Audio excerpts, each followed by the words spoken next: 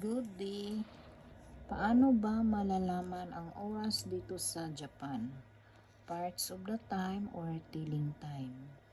Umpisahan po natin sa 1 Ichi, 2 Ni, 3 San, 4 Yun or Shi, 5 Gu, 6 Ruko, 7 Nana or Shichi, 8 Hachi, 9 Kyu or Ku, 10 Ju, 11 Juichi, 12 Juni.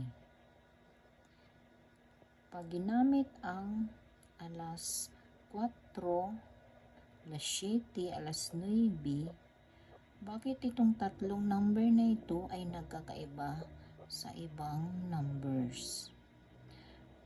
Kasi ang alas 4 ay alisin yung N, gagawin siyang UG. Ang 7 naman ay aalisin yung Nana, gagawin yung Shichiji. Yung alas 9 naman ay gagawin yung Kuji. Ito yung tinatawag na Maiji and Japanese language na oras. Dito naman tayo sa 12 hours kung paano ang pagbigkas ng oras.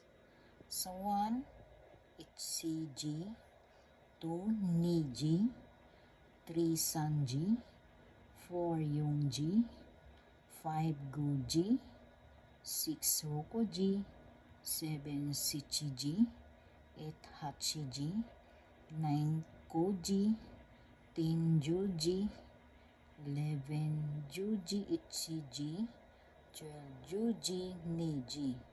Ito po yung 12 hours.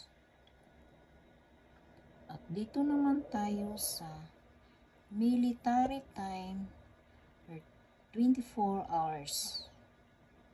Mag-umpisa po tayo sa 13.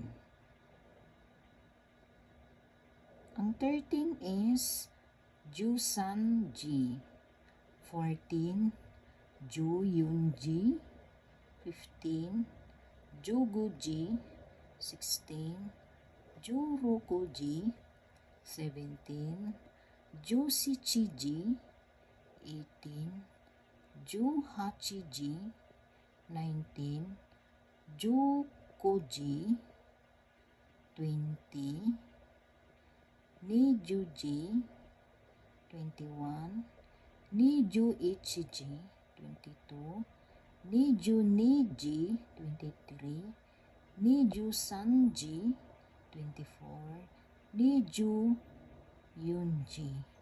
Ito po yung military time or 24 hours. At sana may matutunan po tayo. Thank you for watching.